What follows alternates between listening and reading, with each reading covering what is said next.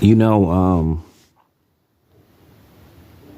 there are some things that like just bother you because when you just get more intel or detail on a story as you try to get more facts or get as close to the most accurate information you can. I don't know, man. This thing with, Shanquilla Robinson is like really bothering me based off the details that you're finding out. What happened to her, what the, autopsy saying that she suffered from, pretty much a fractured neck and a lot of damages. And at the end of the day, we already know what this is going to lead to. And we already pretty much have an idea who's responsible for her passing. It looked like the same so-called friend she went to Cabo St. Lucas with. And, once you heard about the video of her basically being attacked while she was naked, and that was disturbing. And then you had this lousy, sorry ass nigga filming the whole situation and then not even intervening or interjecting himself in a confrontation to stop it. He filmed it. But at the same time, I'm not going to let you black neo-Nazi feminists put this all on him, because the the persons that attacked her apparently were at least two women, and I know that they were trying to put out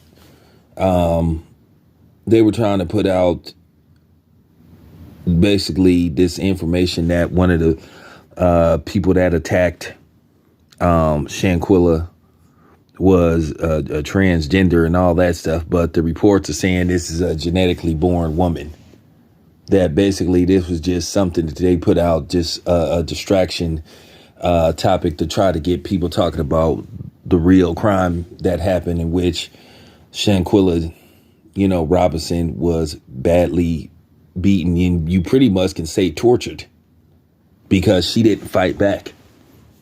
And, apparently she came from a two-parent household, or at least both of her parents were involved in her life, because the father came out and spoke, and he said he believed that his daughter was set up and that this was planned. And you got to kind of think about this, because they went out of the country to do this. Now, the question is going to remain like, well, who has jurisdiction over this case? Whether it's the Mexican authorities or the FBI.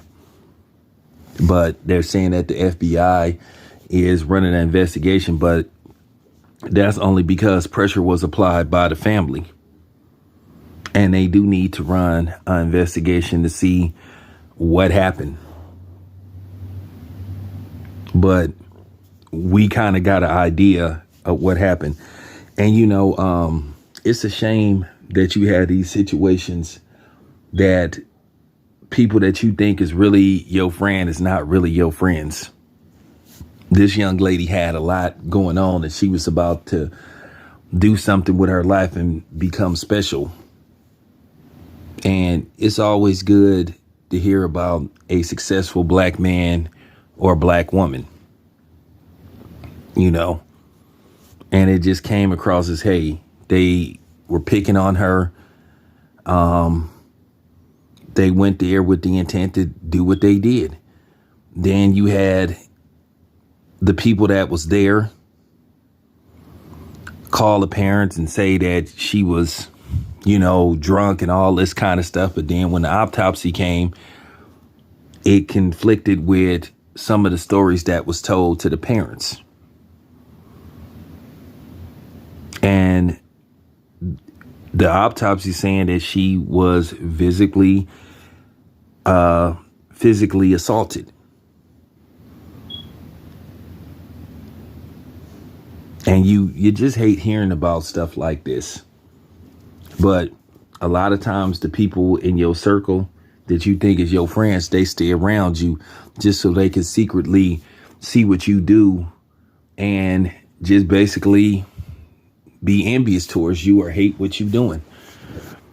Now, I've seen the people that's personally involved. I think because we know where this is going, and I think all of them should be charged.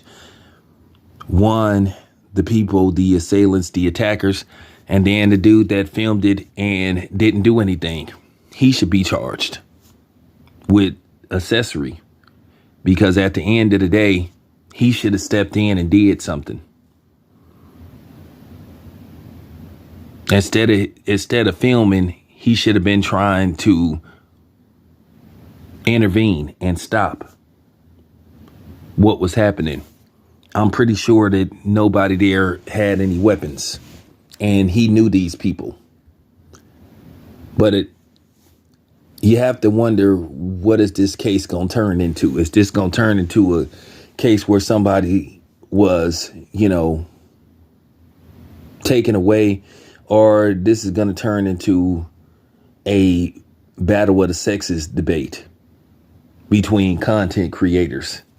Because I'm not here for that. I've already said what needed to be said.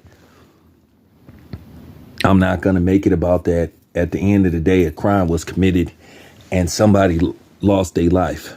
A 25-year-old black woman lost her life. And that's the tragedy in this whole situation. That's what's so sad about it. And more than likely, the people that caused her passing were her so-called friends. And basically, with friends like them, who the fuck needs enemies? For real.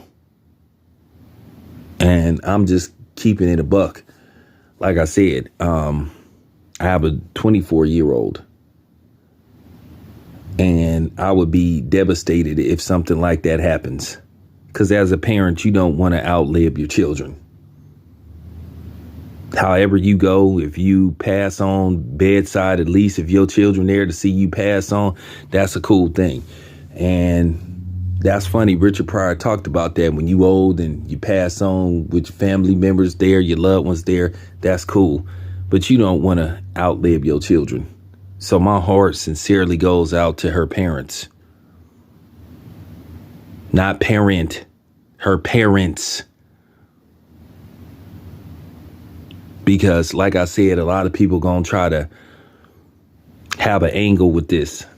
But then again, a lot of, there are gonna be some content creators that's not gonna care, because you have some people that's out there hell bent on, just giving, making a story outside of the story. So some people ain't gonna care about this because, one, she came from a 2-parent upbringing, which is good.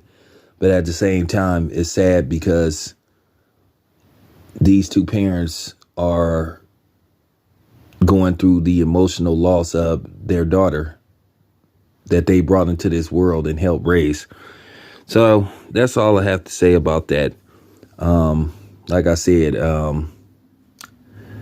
I sent some money to the GoFundMe. The GoFundMe is online if you want to send some money. So, there you have it.